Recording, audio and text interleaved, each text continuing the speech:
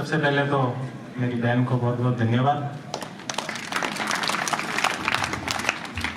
मंच पर उपस्थित माननीय सरपंच साहब मनोहर जी, जिला परिषद सदस्य शंकरलाल जी, पंचायत समिति सदस्य जयपाल जी, ACBO साहब और रामेश्वर जी, और यहाँ पर पधारे हुए गांव के सभी वरिष्ठ जन और संपूर्ण शाला परिवार और सामने बैठे हुए छोटे छोटे मेरे भाइयों बहनों और गांव से पधारे हुए सभी ग्रामवासियों का मैं बहुत बहुत आभार व्यक्त करता हूं कि आपने यहाँ पर बुलाया और आप बच्चों से मुझे रूबरू होने का मौका मिला। तो आप सबका बहुत बहुत धन्यवाद और संपूर्ण कूदसू ग्राम का बहुत बहुत आभार। मैं नन्हे मुन्ने बच्चों की पीड़ा समझ सकता हूँ। सुबह से आप लोग यहाँ पर बैठे होंगे और अभी शायद दोपहर को 2 या 3 बज रहे होंगे, तो मैं समझ सकता हूँ कि इतने लंबे समय तक इस धूप के अंदर, इस आंधी के अंदर बैठना काफी मुश्किल होता है। तो मैं आपका ज्यादा लंबा समय नहीं लूंगा तो संक्षिप्त बात करके अपनी वाणी को विराम में वो दूंगा।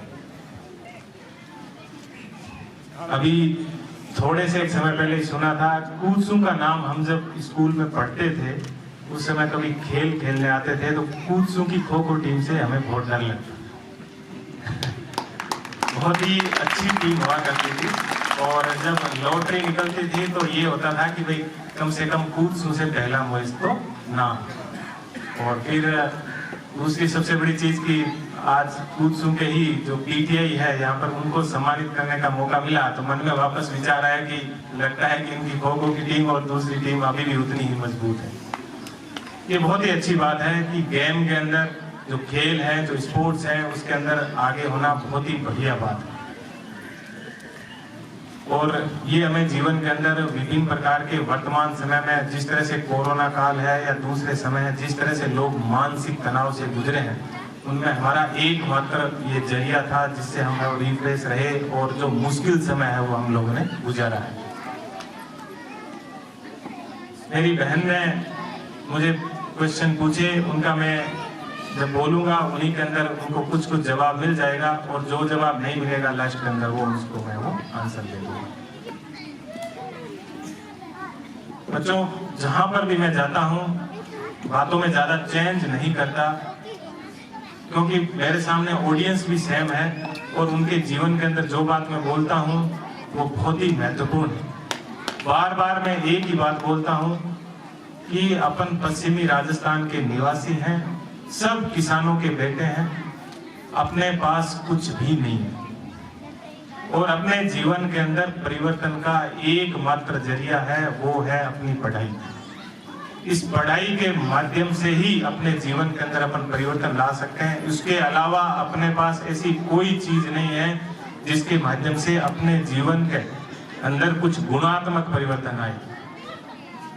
और सबसे बड़ी दिक्कत क्या होती है कि स्टूडेंट लाइफ के अंदर आदमी एकदम स्वच्छंद होता है, वो खूब घूमता फिरता है और पढ़ाई करना थोड़ा सा मुश्किल होता है, तो उसको ये काम सबसे मुश्किल लगता है।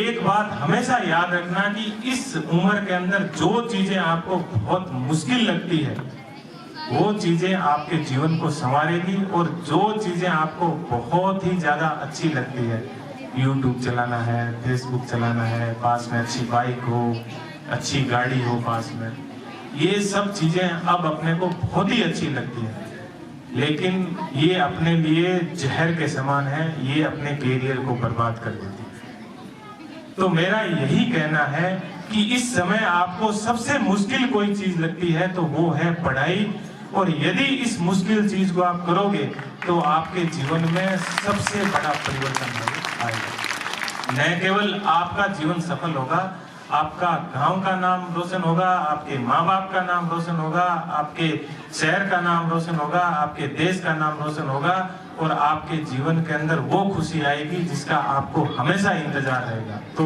मैं बार बार मेरा आप सबसे निवेदन है कि सब चीजें छोड़कर पढ़ाई की तरफ विशेष रूप से ध्यान दें। दूसरा, यहाँ पर बड़ी संख्या के अंदर युवा वर्ग और बच्चों के पेरेंट्स, माता पिता बैठे हैं, उनसे मेरा एक निवेदन रहेगा, हम हमेशा एक दो चीज कहते हैं और कुछ अपनी परंपराएं होती है, कुछ ऐसी चीज है या कुछ ऐसी चीजें स्टार्ट हो गई हैं कि हम अपने बच्चों से सामान्यतः कम्युनिकेशन या संवाद नहीं करते हैं, उनसे थोड़ा सा अपन दूर रहते हैं, कभी बच्चों के पास नहीं बैठते हैं और नहीं बैठने की वजह से अपन उनके ऊपर बिल्कुल ध्यान नहीं देते हैं और बोलते हैं मारो के लिए ओ जाने रिंगो कहाँ जाने, पढ़ी तो इंगो गलो, न पढ़ी तो ओ जाने। ये बात अपने को नहीं करना। ये उम्र ऐसी होती है जिसके अंदर आप भी इस उम्र से निकले हैं, हम भी इस उम्र से निकले हैं, समझ नहीं होती है।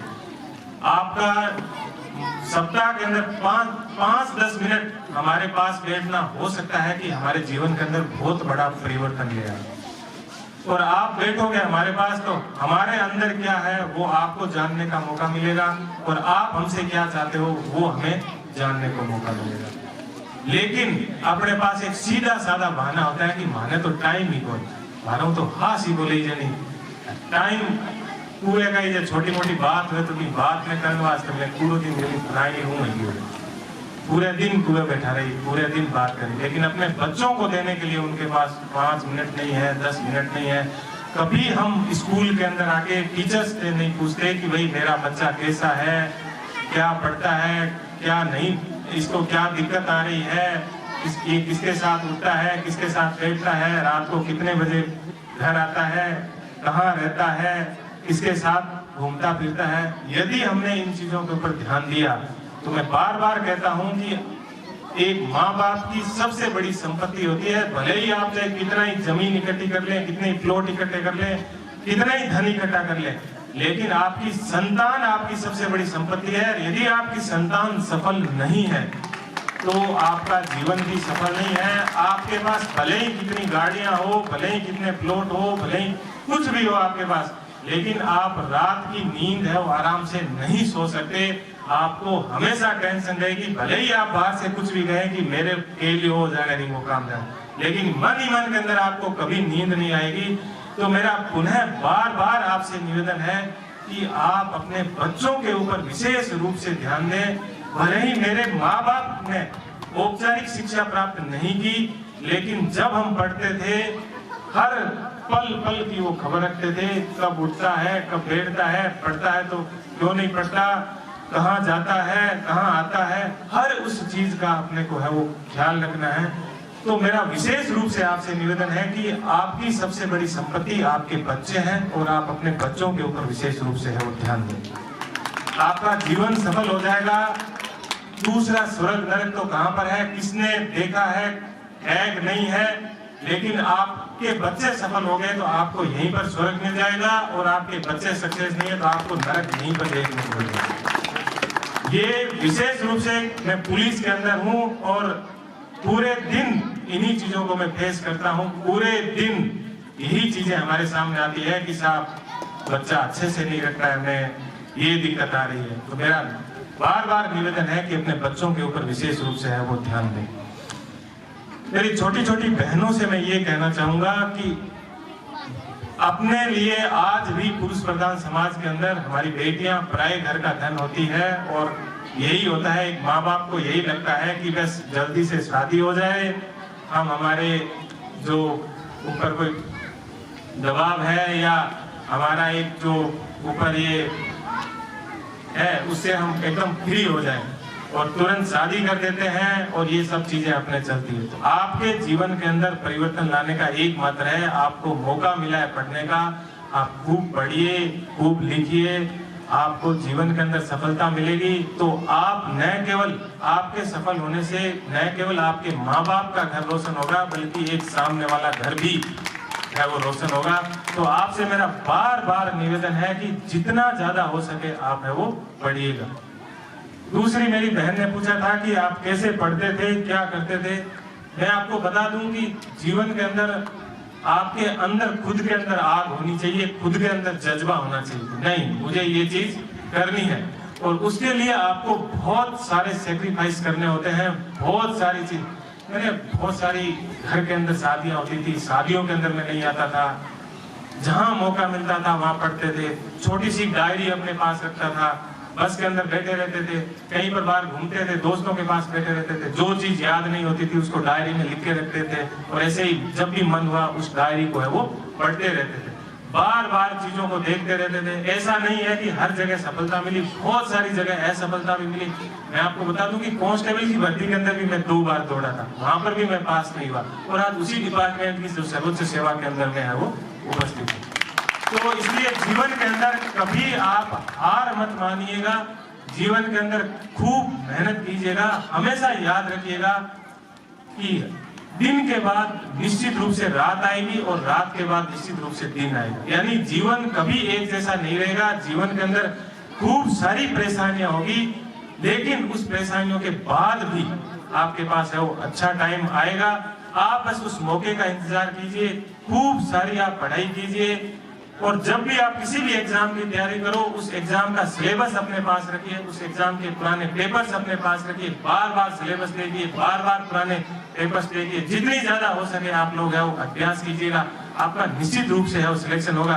और खुद को इतना बुलंद कीजिए, उतनी मेहनत कीजिए कि आप नौकरी के पीछे नहीं भागो बल्कि नौकरियां आपके पीछे है वो भागे। इसके लिए सिर्फ और सिर्फ एक ही इसका फार्मूला है, कोई स्पेशल ट्रिक नहीं होती। आप जितनी ज्यादा हो सके उतनी ज्यादा आप जीवन के अंदर है वो मेहनत कीजिए और आप मेहनत करोगे तो आपको सफलता निश्चित रूप से है वो मिलेगी।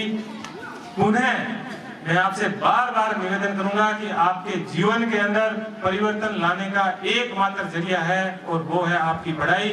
हमेशा जितना ज्यादा हो सके उतना ज्यादा विनम्र रहिए, बड़े बुजुर्ग जितना ज्यादा हो सके उनका झुक के उनका सम्मान करें, अपने माँ बाप की सेवा करें, खूब पढ़े, खूब आगे बढ़े। और सोशल मीडिया में ये नहीं कहता कि आप सोशल मीडिया का यूज मत कीजिए, वर्तमान समय है अपने को यूज करना भी होता है, लेकिन अपनी प्राथमिकता अपना कैरियर रखिए और इन सब चीजों को है वो सेकेंडरी रखिए। और जीवन के अंदर आप जितनी कोशिश करोगे आपको निश्चित रूप से जीवन के अंदर है वो सफलता मिलेगी। पुनः एक बार मैं संपूर्ण कुसुग्राम का बहुत बहुत आभार व्यक्त करता हूँ और उन्हें एक बार आप सबको मैं बहुत बहुत धन्यवाद देता हूं। और आज हम लोगों ने आपको बहुत लंबे समय तक नन्हे मुन्ने बच्चों को है वो इंतज़ार करवाया है, तो पुनः आप सब लोगों से हम क्षमा प्रार्थी हैं आप बच्चों से। और वंदे मातरम, जय हिंद, जय भारत, धन्यवाद।